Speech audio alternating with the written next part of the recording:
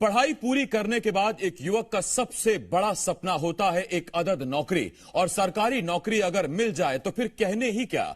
इस सपने को पूरा करने के लिए दो चीजें बहुत जरूरी होती हैं, एक तो मेहनत और दूसरा भर्ती, क्योंकि अगर इनमें से कोई भी एक नहीं है तो काम नहीं बनने वाला। एमपी का युवा मेहनती तो है ही, बस उसे इंतजार था भर्ती खुलने का। एक साल पहले स्वतंत्रता दिवस पर प्रदेश के मुखिया शिवराज सिंह चौहान ने बड़ा वादा कर युवाओं का यह इंतजार भी पूरा कर दिया। एक साल में 1 लाख सरकारी नौकरी देने के वादे पर युवा लग गए दिन रात मेहनत करने में, पर 1 साल बीतने को है। अब तक सरकार सिर्फ 55,000 नौकरियां दे पाने का दावा कर रही है।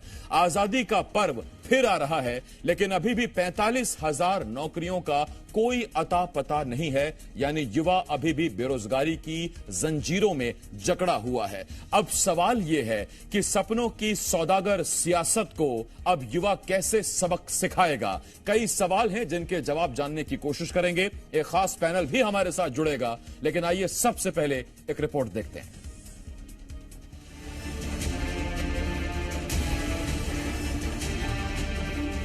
सरकारी नौकरियों में 1 लाख भर्तियां 15 अगस्त तक पूरी कर दूंगा।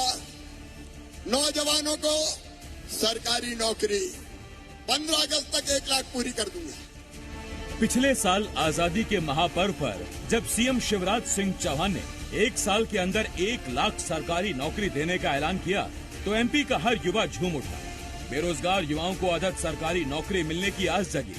युवाओं को लगा कि चुनावी साल है तो सरकार हर कीमत पर नौकरियां बांटेगी।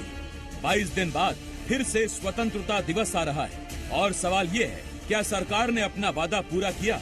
तो जवाब ये है कि अब तक सरकार 55,000 नौकरियां देने का ही दावा कर रही है, यानी 1 लाख सरकारी भर्तियों में अभी भी 45,000 पदों पर भर्तियां होनी बाकी हैं, जो बहुत मुश्किल नजर आता है। यही वजह है कि उम्मीद टूटती देख अब युवा सड़क पर उतर आया है।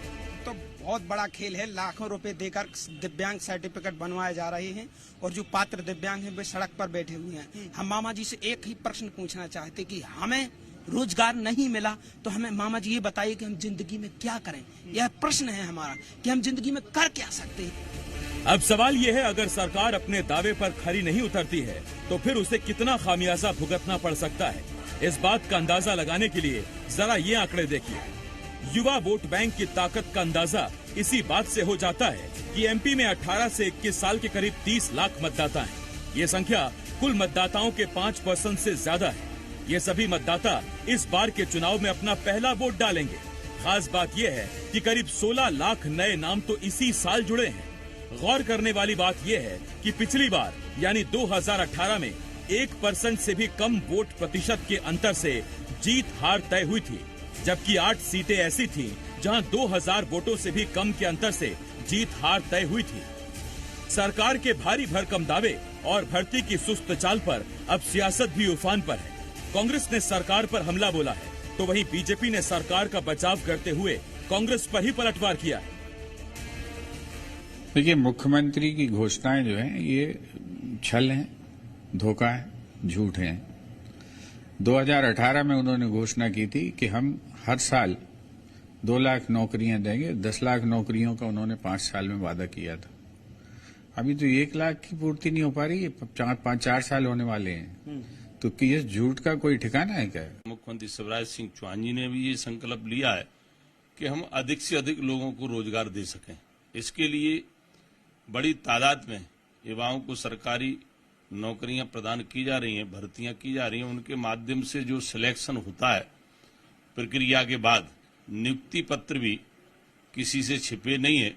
नियुक्ति पत्र भी हमारी सरकार बांट रही है, हमारे मुख्यमंत्री जी बांट रहे हैं। हर विभाग में भर्ती जारी है।